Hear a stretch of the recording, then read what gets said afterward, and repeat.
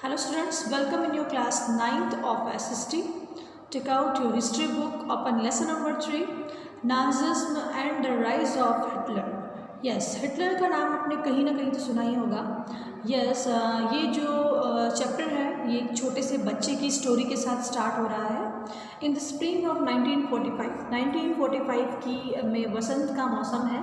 A little 11 year old और एक छोटा 11 साल का बच्चा जर्मन बॉय जिसे हेलमेट कहा जाता है वो अपने बेड पर लेटा हुआ है. ही ओवरहियर्ड और उसने आवाज़ सुनी his parents discussing something in serious tone. बहुत ही गंभीर आवाज़ जो है अपने पेरेंट्स को उसने बात करते हुए सुना एक गंभीर आवाज़ में. His father a prominent physician, उसके जो फादर हैं वो फिजिशियन है. डेलिब्रेट विथ हिज वाइफ, अपनी वाइफ से बात करते हैं.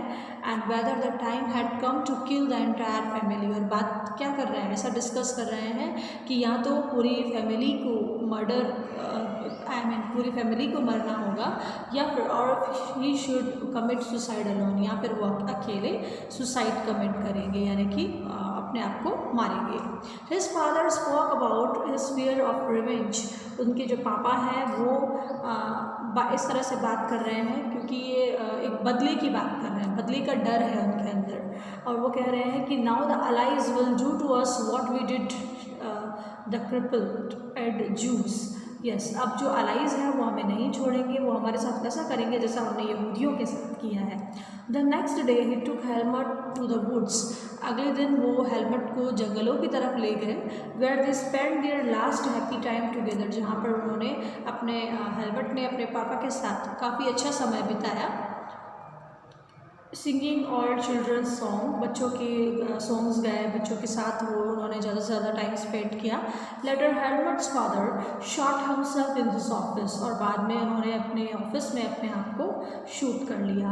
हेलमेट रिमेंबर दैट ही सा his father's bloody uniform being burned in the family fireplace.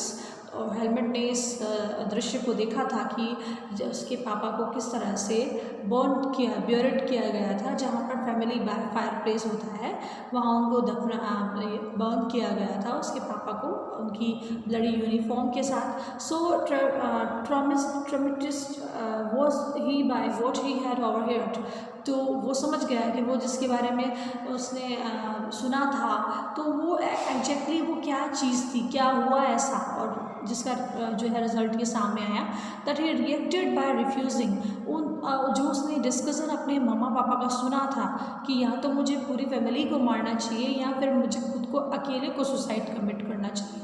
ये बात उसे इतनी अच्छी तरह याद थी और उसके दिमाग पर उसका ऐसा असर पड़ा उस बात का कि उसने अगले 9 सालों तक ढंग से खाना भी नहीं खाया. खाना खाते वक्त वो हमेशा उससे पहले रिफ्यूज़ करता था, वो खाना नहीं खाना चाहता था. क्यों नहीं खाना चाहता था? He was afraid that his mother might poison him, तो उसे डर लगता था कि कहीं उसकी मम्मा ने उसके फूड में पॉइजन तो नहीं मिला दिया है, क्योंकि उसने वो सुसाइड और डेथ वाली बात सुनी थी अपने पेरेंट्स की. Along helmet may not have realized all that it meant, ये सब जो आप सुन रहे हो इस तरह का जो डर, जो हेलमेट ने जिस डर का सामना किया है, तो ये सिर्फ अकेले हेलमेट को नहीं सहन करना पड़ा, ये बहुत लोगों के साथ हुआ. His father had been a Nazi, उसके पापा नाजी थे. Supporter of Adolf Hitler, Hitler के supporter. Many of you will know something, आप लोगों ने भी सब ने सुना होगा, कभी कहीं सुना होगा नाजीज़ के बारे में या हिटलर के बारे में, और ये भी सुना होगा कि कैसे जर्मनी में उनका माइटी पावर था हिटलर का, और उसका एम्बिशन था, उसकी एम्बिशंस थी कि वो पूरे यूरोप पर अपना कब्जा कर ले. आपने सुना होगा कि उस हिटलर की वजह से बहुत सारे जूस को मारा गया. But Nazism was not one और टू आइसोलेटेड एक्ट. नाजिज्म ने जो है कि एक या दो आइसोलेटेड एक्ट्स नहीं किए. नाजिज्म तो एक पूरा सिस्टम था, एक पूरा स्ट्रक्चर था आइडियाज़ का. वर्ल्ड में पॉलिटिक्स थी इस तरह की.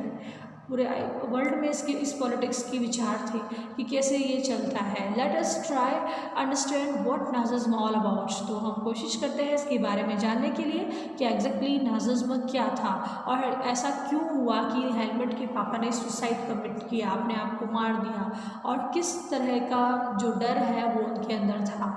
इन May 1945 Germany surrender to the allies. 1945 में जर्मनी ने अलाइज को सरेंडर कर दिया। अलाइज में कौन से कंट्रीज आते थे?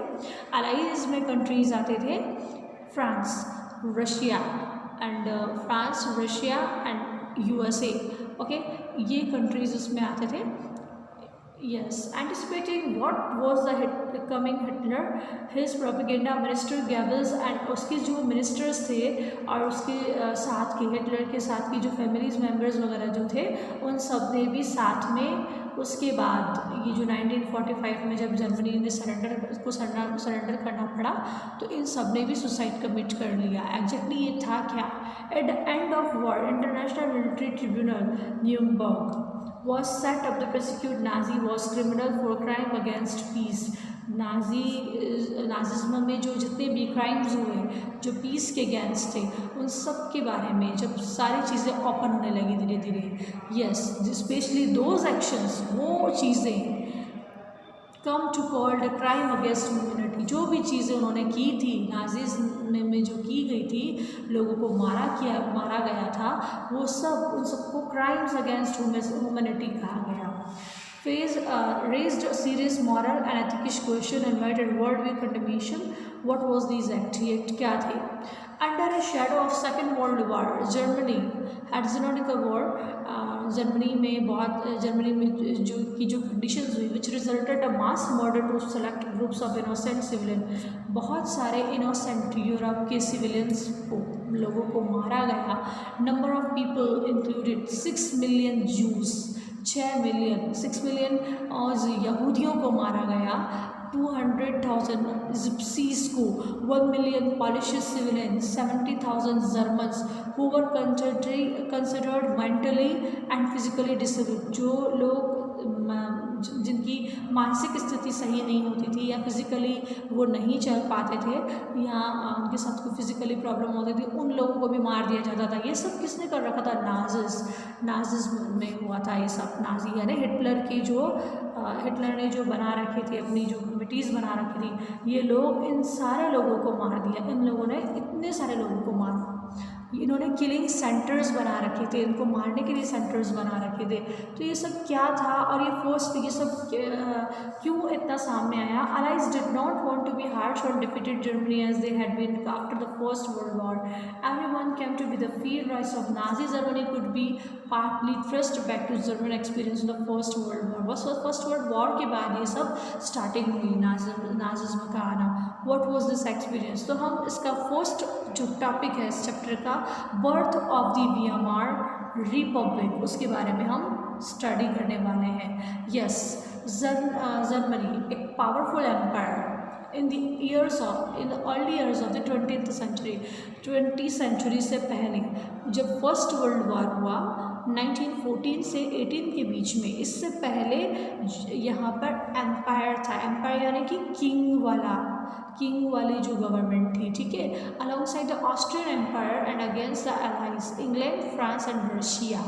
यस, ऑल जॉइंट वॉर डिसोकली hoping to gain form a quick victory. तो फर्स्ट वर्ल्ड वॉर जब हुआ तो अलाइज में जो कंट्रीज थी वो थी इंग्लैंड, फ्रांस एंड रशिया। सबसे पहले इंग्लैंड, फ्रांस एंड रशिया, और दूसरी तरफ सेंट्रल पावर में जो कंट्रीज थी दे वर टर्की, ऑस्ट्रिया एंड जर्मनी।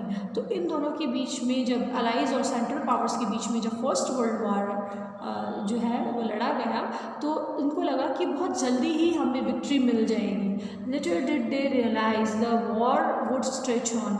लेकिन बाद में इनको रियलाइज़ हो गया कि ये वार तो बहुत आगे बढ़ता जा रहा है। Germany made initial gains by occupying France and Belgium.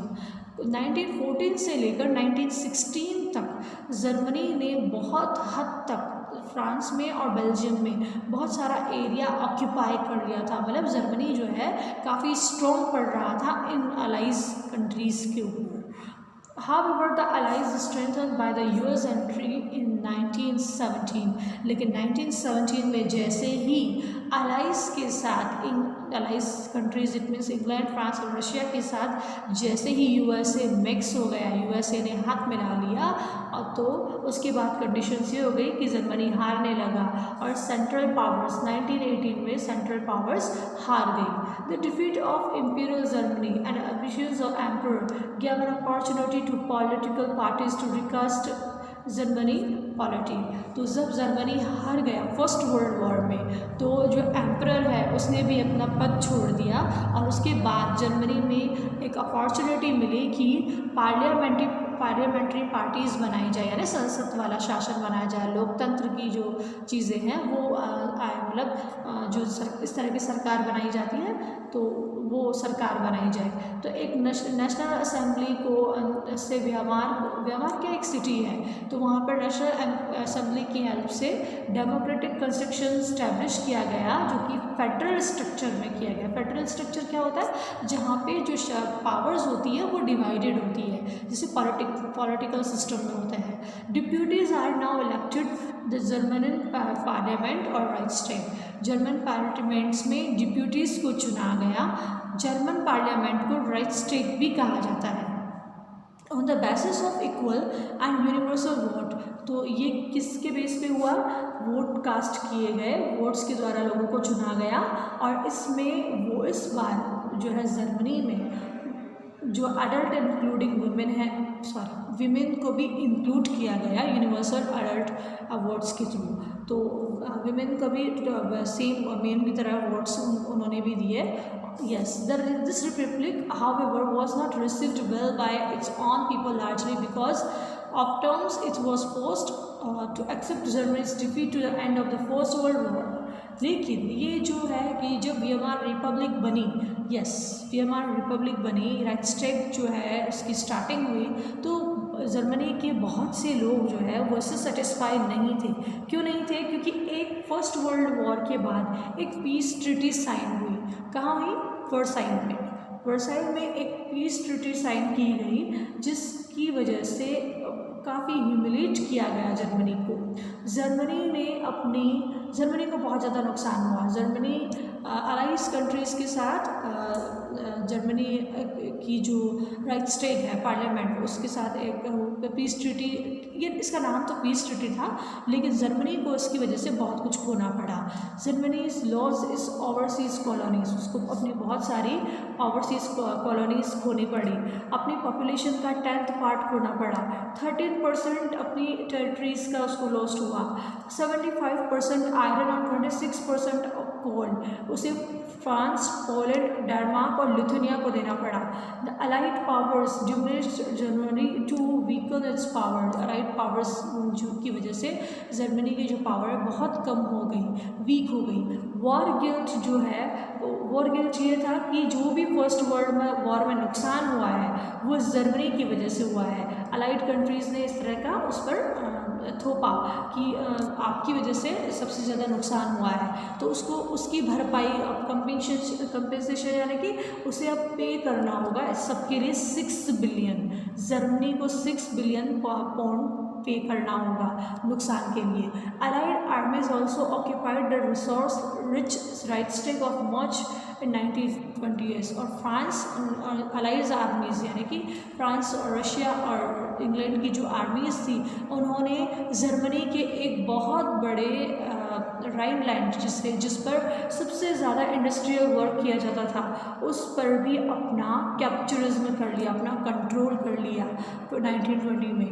Many Germans had, बहुत सारे जर्मन जो हैं वो इस वीमार रिपब्लिक के लिए रिस्पॉन्सिबल थे, लेकिन जब वो हारे, मतलब फर्स्ट वर्ल्ड वॉर में हारे, तो बहुत सारे लोग जो है इस वीमार रिपब्लिक को इसीलिए नापसंद करते थे, क्योंकि उनकी वजह से एक नाम पीस ट्रीटी हुआ, एक पीस ट्रीटी साइन हुई है, लेकिन जर्मनी को इसके लिए बहुत ज़्यादा नुकसान हुआ। इफ़ेक्ट्स ऑफ वॉर, वॉर के effects, yes, war had devastating impact. War का जो इम्पैक्ट है वो साइकोलॉजिकली भी और फाइनेंशियली भी, दोनों ही तरीके से बहुत उसने इफ़ेक्ट किया इसको। यस, जो जो जर्मनी कभी क्रेडिटर माना जाता था, यूरोप का क्रेडिटर यानी कि कर्ज देने वाला, वो अब डेप्टर बन गया, यानी कि कर्ज उसे दूसरी कंट्रीज से कर्जा लेना होता था। रिपब्लिक, वीएमआर रिपब्लिक जो है पुराने एम्पायर के पापों के लिए, सिंस के लिए पे कर रही थी। रिपब्लिक जितना भी गिल्ट है, वो नेशनल ह्यूमिलिएशन है, वो सब इसको फोर्स किया जा रहा था, सब कुछ इसको भुगतना पड़ रहा था। वो लोग जो कि वीएमआर रिपब्लिक के सपोर्टर थे, दे वर सोशलिस्ट, कैथोलिक्स एंड डेमोक्रेटिक्स। और जो लोग कंजर्वेटिव थे, जो कि हेड करते थे वीएमआर रिपब्लिक को, तो वो वीएमआर रिपब्लिक के लोगों को नवंबर क्रिमिनल्स के नाम से बोलते थे कि ये जो वीएमआर रिपब्लिक के जो लोग हैं, ये नवंबर क्रिमिनल्स हैं। फर्स्ट वर्ल्ड वॉर का जो है बहुत ज़्यादा इफेक्ट छूट गया। सोल्जर्स जो है उनको सबसे ज़्यादा सिविलियन पर्सन बोला जाने लगा। मीडिया भी उनके लिए ऐसा बताते थे कि उनकी जो लाइफ है, सोल्जर्स की लाइफ, वो बहुत ही ग्लोरीफाइड है। लेकिन सच ये था कि सोल्जर्स की लाइफ बहुत ही मिजरेबल थी। उनको हमें पॉइजनस गैसेस का सामना करना पड़ता था। एनिमीज़ जो हैं वो उन एनिमीज़, दूसरी कंट्रीज़ के जो एनिमीज़ हैं वो अब उनके साथियों को हर रोज़ मारते थे। उनको ये सब कुछ देखना पड़ता था। Political regimes and economic crisis, this we will see in our next video. Have a nice day. Bye.